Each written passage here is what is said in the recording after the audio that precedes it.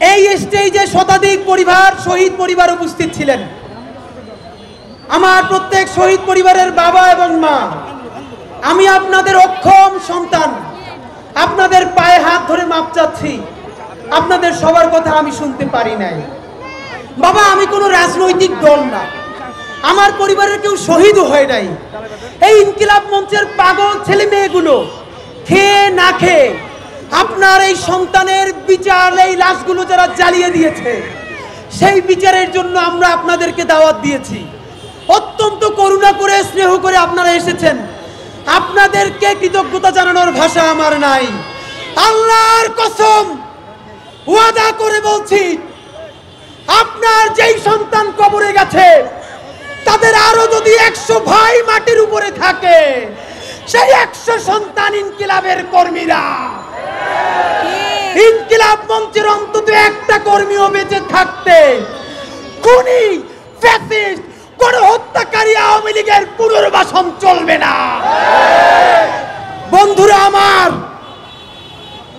একটা কথা মনে করিয়ে দিতে চাই, এইখানে এমন বোন এসেছেন যার স্বামীকে পিলখানায় খুনি আওয়ামী লীগের তাপসের গাড়িতে তুলে তারপরে আগুন জ্বালিয়ে দেওয়া হয়েছে।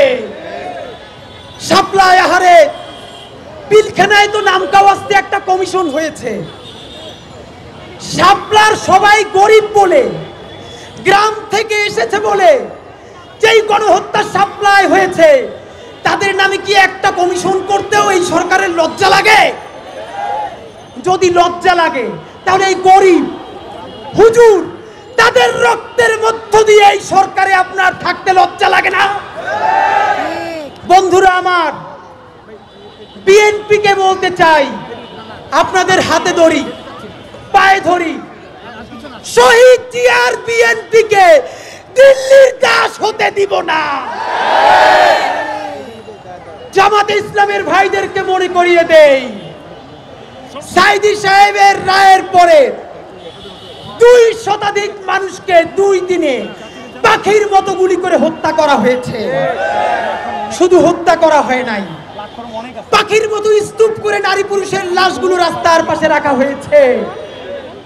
সেই গণহত্যাকারী আওয়ামী লীগ, তাদেরকে যারা দেখেছে তারা হলো সেই দিল্লি, ভারত।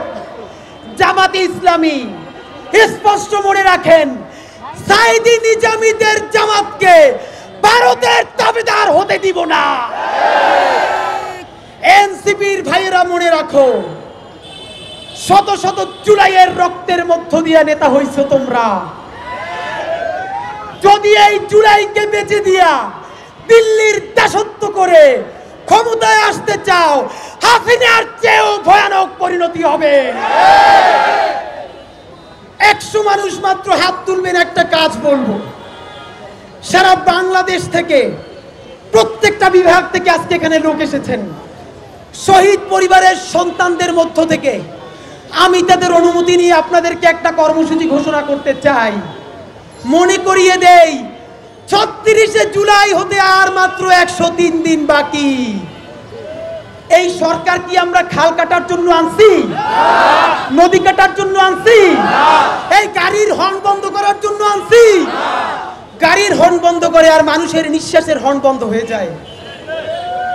ডক্টর ইউনূস ছাড়া, হাতে গোনা 2-1 জন উপদেষ্টা ছাড়া এই জুলাইয়ে কোন উপদেষ্টার কি অবদান জানতে চাই? ছাত্র উপদেষ্টা 2 জন আলটিমেটাম দিচ্ছি। এখন যে আলটিমেটাম দিব, এর মধ্যে যদি এই কাজ উদ্ধার না হয়, তোমাদেরকে পদত্যাগ করতে হবে। তোমাদেরকে উপদেষ্টা বানাইছি আমরা, উপদেষ্টা বানাইছি আমার এই মায়েরা, উপদেষ্টা বানাইছি আমার এই বাবারা। বিচার চাওয়ার জন্য রাজশাহী থেকে আসা লাগবে কেন?